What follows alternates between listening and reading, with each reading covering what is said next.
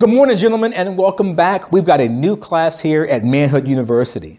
Now, you already know that I'm a firm believer that men are inherently leaders, so please allow me to welcome you to our course on leadership.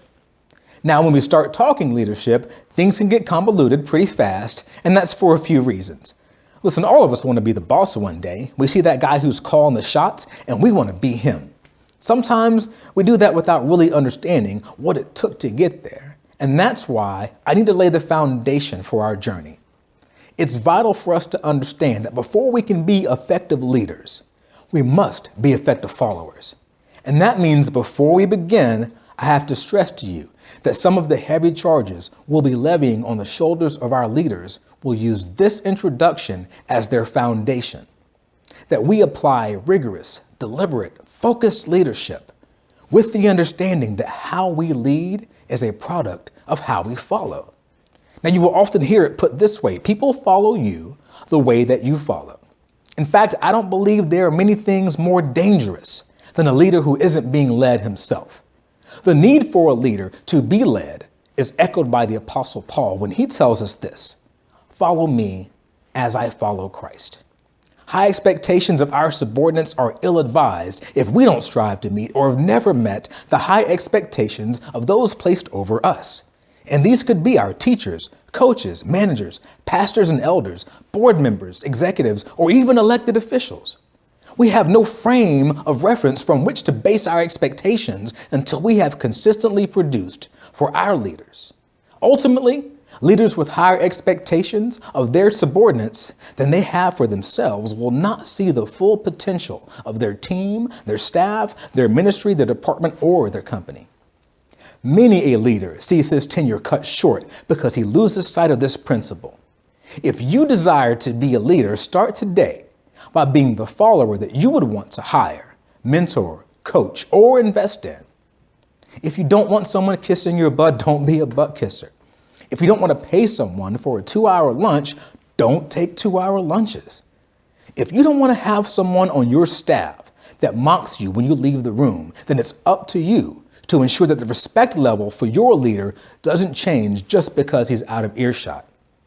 If you wouldn't want to put up with lazy employees, well, let me ask you this: what have you contributed over the last couple of weeks? If you wouldn't want to pay a bench warmer a full salary, then don't make excuses for your trick knee or that cough of yours that's acting up. Now, if you'd appreciate a staff that's confident enough to tell you that a decision you're about to make could bankrupt the organization, then you have to be willing to speak truth to power. And that is a delicate art that a lot of young men confuse with just spewing opinions followed with phrases like, "I'm just keeping it real." You see, if you see yourself as the leader one day and you know you wouldn't tolerate disrespect, why would you disrespect your leader? If you wouldn't want to hire someone who will take every opportunity to point out your flaws and criticize the areas that you're weak in, then how can you justify being the hopeless critic in your organization? And you know what I'm talking about. That cynic who could see $1 million contract walk in the door and still complain about the tax burden. And remember, just like you sit there and you think to yourself, that guy shouldn't be in charge, when you get in the spot, you'll have people looking at everything you do wrong, never caring what it takes to lead, just chronicling your downfall. And don't be surprised, my friends, when it comes from the same people who used to join in with you when you critiqued the old boss. But hey, that's a lesson for another day. All right, so the desire to lead, that's in us, no doubt. But the man who wants to lead must learn sound leadership while he's in the follower's seat. Otherwise, prepare for chaos. We see our leaders sometimes from a distance, and they can be so effective at times that they make this leadership thing look easy. Now, in our efforts to be put in charge, we can idolize the leader who is well liked because we watch him draw people in and we think, I want to be like that guy. Or we can see that leader who doesn't put up with nonsense and watch how people react and say, when I'm in charge, that's how I want to do things. Follow me here. When we're exposed to popular leaders, it's tempting to use them as measuring sticks, which can make us quick to judge the unpopular decisions from other leaders and criticize leaders with a more direct style. A lot of times we'll confuse being liked with being respected. So when a leader calls plays that don't highlight our strengths or implements changes that make us uncomfortable or calls attention to our weaknesses in a strategy session, we get a little butthurt. And then we get around our peers and we say things like, well, if I was in charge, I'd handle things better. Okay, hold on to that thought. One thing that I ask leaders most often, now listen, that's whether they're mentors to me, someone I'm mentoring who's new to leadership, I'll ask them this question. What were you absolutely certain of as a subordinate that you've been completely turned around about as a leader? And you would be surprised at some of the answers I get. I remember a story from a man who got his first lesson in needs that outpaced the budget. And it was about 1 week into the job. Now, he explained to me that the situation could have been better if he hadn't spent so much time prior to his promotion complaining about how the previous leader managed the resources.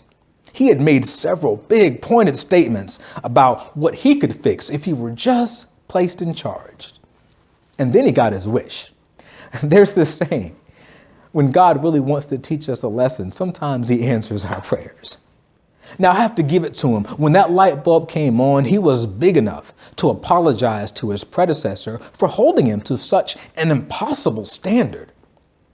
What he gave me from experience, though, was, or the most valuable thing I got from him was what he really learned from that boss was how to be a class act. You see, the whole time he was criticizing him for making what he thought were poor decisions, he had no idea that his boss was dealing with constraints that were coming from above his level. And that's actually the point. That leader didn't go to his subordinates with a sob story about how his boss was such a jerk, and that's the reason they couldn't get everything that they wanted. Instead, that leader owned every decision, opting to be the bad guy versus the stooge. And yeah, you heard me right. You may want to distance yourself from an unpopular decision by blaming the next rung on the ladder, but what you're actually communicating is that you have no power. Listen, if it's going to be bad news either way, could you at least deliver it with a spine? Expecting to only be the bearer of good news is not realistic for any leader. Now, on the other end of that spectrum, we can fall in love with that iron fist leadership style. Now, this happens sometimes because our motives for wanting to be in charge may need to be examined. We like that leader who walks in, snaps his fingers, and people start making things happen. And because we would love to be the kind of guy who can walk into a room and command respect, this is appealing. But what often happens when we experience a leader who is very direct is we only key in on those exchanges that appeal to us, the confrontations and the high demands. And then we assume that we know everything behind those tough decisions. Our ears perk up when this leader openly condemns decisions made by his senior leader because we just know if he were in charge, he'd trim the fat around here. Leaders like this are attractive because all the traits of manhood are on display. But then we interact with a leader who isn't a headhunter, so to speak, and we assume weakness. Guys, remember, you don't know what you don't know. You see, as young men, there's a trap that you can fall into because modern society has fueled this misconception that the men who don't seize the opportunity to dogpile negative criticism onto every poor decision of other leaders aren't fit to lead themselves. The truth is, these men have learned over time that until you sit in the seat, you really don't know what a leader is working with. So while you may only have 3 or 5 people under you, you have to be the kind of follower who won't question your leader's judgment in the presence of your subordinates just to score points. Remember, they'll follow you like you follow. And that means that as you get elevated in life, you could be leaving a trail of men behind you who you groom to mock, question, or disrespect you whenever they can't wrap their heads around your decisions. And the more you call your boss weak for not ruling with an iron fist, the harder you make it for yourself when you're sitting in the seat trying to now fix that toxic culture in your organization. Now, somewhere between our disdain for the leaders who make unpopular decisions and our mockery of the ones we see as weak, we can find the Followership Foundation to build on for our success as leaders. So, what kind of team, staff, ministry, department, or company are you trying to build? If you want to be the leader one day, okay, let's just assume that you'll make it to the top. The kind of follower that you were along the way is what you'll be left with when you're the leader. And I dare you to expect anything better from your subordinates. Look, if you couldn't resist the chance to run the ball in every time as a quarterback, then you'll be wasting your time trying to coach that new kid who won't trust his receivers. If you backstabbed your way all the way to getting a seat on the board, all I can tell you is look out. If you only gave 100% when your boss was looking, prepare to have a lot of unexplained mediocrity come from your department. And if you wrote sophomoric speeches for your leader, be prepared to deliver some head-scratching remarks at your next speaking engagement. So, just based on your behavior over the last 2 months, would you hire you? Would you put you in the starting lineup during the playoffs? Would you give yourself a seat on an executive board for a company that puts food on thousands of families' tables? Would you pick yourself to minister to people in need? Would you vote for you? Would you trust you with detail-oriented tasks? Fellas, over the next few weeks, we'll be talking about preparing ourselves to lead, fixing the areas of weakness that can negatively impact our current leadership strategy, and making adjustments to ensure that we have continued success. Now, let me say up front what this is not. You cannot expect to be at your best by tuning in to just me once a week. It doesn't work that way.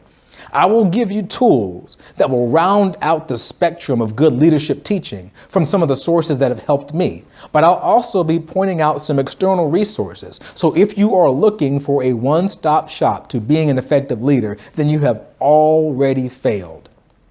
Effective leadership requires us to be teachable at all times. When you are unteachable, you are unpromotable. And as you'll continue to hear, effective leadership requires you to know effective followership. So if you reach the point where you say to yourself, hey, I think I'm finally a good leader, then you may as well submit your letter of resignation. Well, listen, gentlemen, that is our introduction, which should be more than enough to get you thinking. I can't wait to see you back here next week as we dive deeper into what we need to help us all be better leaders. Take care. I'll see you here next week. God bless you.